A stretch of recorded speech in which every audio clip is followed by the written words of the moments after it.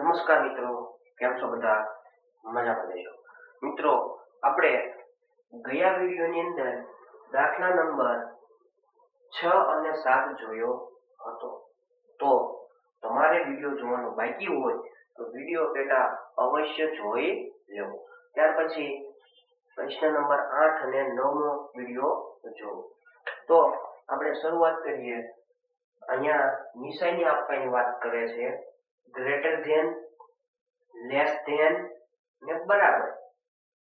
આપણે અહીંયા લેવા દેવા નથી. આપણને એટલી ખબર છે કે મોટી સંખ્યા છે એ નાની સંખ્યા બાજુ કોણી મારે. પણ અહીંયા વાત એવી છે માઇનસ વાળી છે. જો માઇનસ નિશાની આવતી હોય તો એનો નિયમ થોડો અલગ છે. પેલા ઘડીક નિશાની ભૂલી જવાની. એમાં જે મોટી સંખ્યા હોય ને માઇનસ નિશાની આપવું હોય તો થઈ જાય સૌથી નાની સંખ્યા. ખાલી આ યાદ રાખવાનું છે. મોટી સંખ્યા હોય એ થઈ જશે હાવ નાની, અને નાની હોય એ થઈ જાય મોટી. મોટી નાની સંખ્યા બાજુ કોણી મારે. તો અહીંયા તમે જુઓ તો બોક્સમાં આપણે સંખ્યા જ મૂકવો છે, એટલે કે આમાંથી નિશાની મૂકવી છે. કેવી મૂકવી? અહીંયા જુઓ તો આ દાખલો નીચે ગણવાની જરૂર, ડાયરેક્ટ ખબર પડી જાય. આ માઇનસ વાળી સંખ્યા છે અને આ પ્લસ વાળી સંખ્યા છે. એમાં પ્લસ વાળી સંખ્યા હંમેશા મોટી જ હોય. તો આ સંખ્યા મોટી છે અને આ સંખ્યા નાની છે, તો કોણી લેસ ધેન પ્રકારની આવે. બરોબર?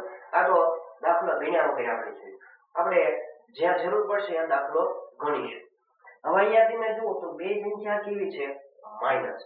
હવે બંનેના છેદ પાસા અલગ અલગ છે. તો બે હાથ છે. આપણે બે હાથમાં આ સંખ્યા છે ને એ જમણી બાજુ આવે, જમણો હાથ બાજુ, અને આ સંખ્યા છે એ ડાબા હાથ બાજુ આવે. બરોબર? તો પહેલા ને જમણા હાથથી વારો લેવાનો. જમણા હાથમાં નીચે, તો જમણો હાથ છે એમાં આ સંખ્યા આવે, એમાં નીચે કોણ? 11. એવી પછી ડાબા હાથનો વારો. ડાબા હાથમાં નીચે કોણ? 11. એનો વારો પછી આવે. રેડી? ચલો અહીંયા તમે જુઓ તો પહેલા કોણ છે? જમણા હાથમાં નીચે 7. એનો છે ને 4 સાથે ગુણાકાર. એનો કોની સાથે ગુણાકાર? 4 સાથે ગુણાકાર. 7 ચોક 28. પણ કેવો 28? માઇનસ, કારણ કે માઇનસ નિશાની ભૂલવાની નથી. જમણા હાથનું કામ પૂરું. આવું નવું ડાબા હાથમાં નીચે કોણ? 5. એનો કોની સાથે ગુણાકાર? 5. 50 25. પણ કેવો 25? માઇનસ. હવે આ કહેવાય મોટું કોણ? તો ઘડીક નિશાની ભૂલી જાવ તો આને કહેવાય 28, આને કહેવાય 25. તો બેમાં મોટું કોણ? 28. પણ માઇનસ નિશાની આપું તો ઈ થઈ જશે 9. મોટી સંખ્યા કઈ થઈ ગઈ? 25 વાળી. તો જવાબ આવે મોટી સંખ્યા 28 ને કોણી મારે. બરોબર? તો ત્યાર પછી અહીંયા તમે જુઓ તો જમણા હાથમાં કેટલા છે? -16. હવે માઇનસ માઇનસ કેવા થઈ જાય? પ્લસ, કારણ કે હું સાથે સાથે નિશાની લેતો જાઉં છું. તો માઇનસ માઇનસ થઈ જશે પ્લસ. માઇનસ માઇનસ થઈ ગયા પ્લસ. હવે 16 સત્તા કેટલા થાય? 112. 16 સત્તા 112. હવે આપણે ગુણાકાર કોનો કર્યો? તો કે 16 નો ગુણાકાર -4 સાથે. ત્યાર પછી 8 નો ગુણાકાર કોની સાથે? આપણે 14 સાથે. તો 14 અઠા કેટલા થાય? 112. અહીંયા 112 ને અહીંયા 112, બંને કેવા છે? સમાન. ચલો ત્યાર પછી 4 નો ગુણાકાર કોની સાથે? -8 થાય. તો માઇનસ એમ નામ 4 અઠા 32. આ કેવા છે? 5 પ્લસ એનો ગુણાકાર કોની સાથે? -7 સાથે. તો 7 પંચા 35. પણ કેવો 35? -35. હવે બંને સંખ્યા માઇનસ છે તો મોટી કઈ? અહીંયા -35 છે અને અહીંયા -32 છે. હવે નિશાની ઘડી ભૂલી જાઓ. હવે મોટું કોણ? 35. ઈ કેવું થઈ જાય? નાનું. મોટું કોણ છે? 32 વાળું મોટું થાય. એટલે જવાબ ગ્રેટર ધેન આવે. ત્યાર પછી 4 નો ગુણાકાર 1 સાથે -4, 3 નો ગુણાકાર -1 સાથે -3. આમ નો ખબર પડતી હોય તો તમારે વિચારવાનું સંખ્યા રેખામાં આ બેમાંથી 0 ની નજીક કોણ છે, એટલે કે સંખ્યા રેખામાં પેલા બેમાંથી કઈ સંખ્યા પેલા આવે, 32 વાળી પેલા આવે કે 35 વાળી પેલા આવે? 32 વાળી એ મોટી થાય. -3 મોટા કે -4 મોટા? તો કે સંખ્યા રેખામાં પેલા કોણ આવે? 0. 0 ની ડાબી બાજુ -3 આવે, -4 આવે. તો -3 આવે તો એ સંખ્યા મોટી થઈ ગઈ, પેલી નાની થઈ ગઈ, એટલે આવા પ્રકારની નિશાની આવે. બરોબર? તો ત્યાર પછી અહીંયા તમે જુઓ તો માઈનસ નિશાની છે 5/11 અને 5/11. બે હરખું જ લાગે છે, પણ આ માઈનસ નિશાની નીચે છે એને ઉપર લઈ જઈ શકાય? હા, તો જવાબ શું આવે? -5/11. એનો મતલબ બંને સંખ્યા કેવી છે? સમાન છે. હવે આ 0 વાળી સંખ્યા છે અને આ અપૂર્ણાંક સંખ્યા છે, પણ આ પ્લસ વાળી સંખ્યા અને આ માઈનસ. 0 હંમેશા મોટો જ હોય માઈનસ વાળી કરતા, એટલે કોણ આવી રીતે આવે.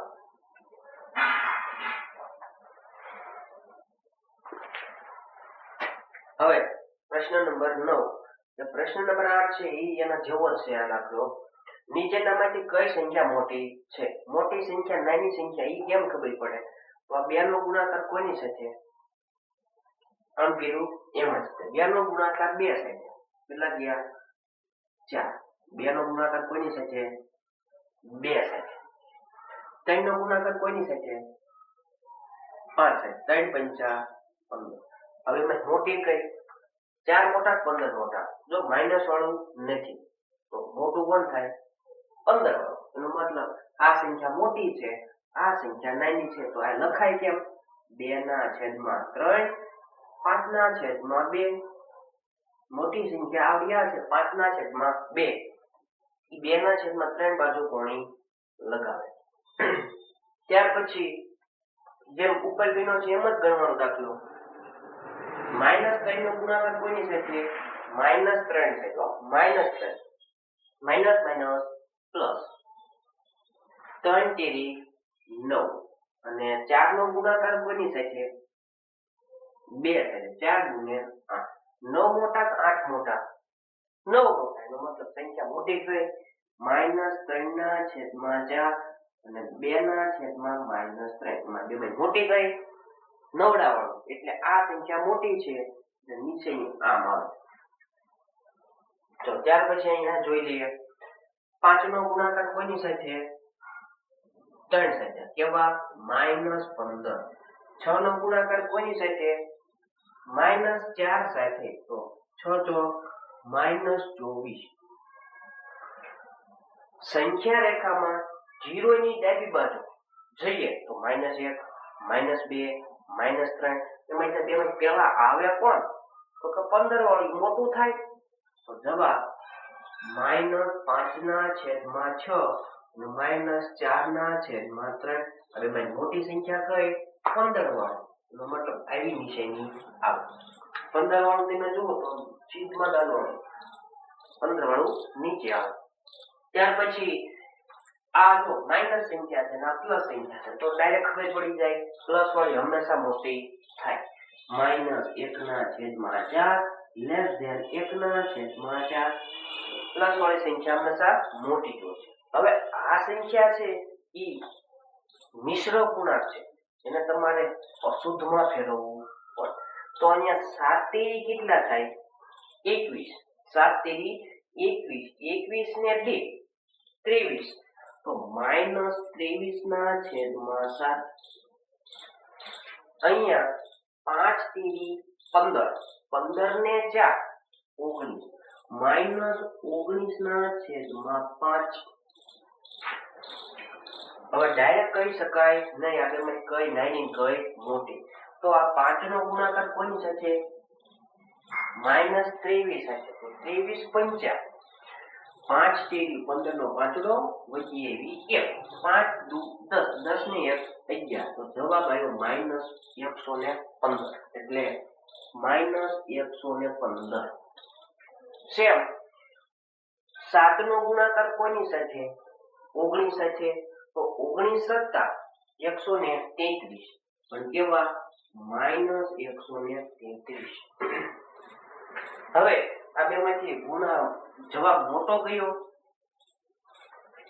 -133 કે 115 તો કે સંખ્યા રેખામાં 0 ની ડાબી બાજુ જઈએ -1 -2 -3 -4 -5 -10 -15 -20 -50 આવી રીતે આગળ જતા બેમાં તેલું કોણ આવે 115 વાળું આવે એનો મતલબ આ સંખ્યા કેવી છે મોટી આ એટલે કોણ આ સંખ્યા -3.2 ગ્રેટર ધેન -3.4 આ સંખ્યા મોટી મિત્રો આવા વિડીયો ગમતા હોય તો ચેનલને લાઈક શેર અને સબસ્ક્રાઇબ કરવાનું ભૂલતા નહીં અને કોમેન્ટ કરવાનું કે વિડીયો કેવો છે કઈ સુધારો કરવો પડે એવું છે કે નહીં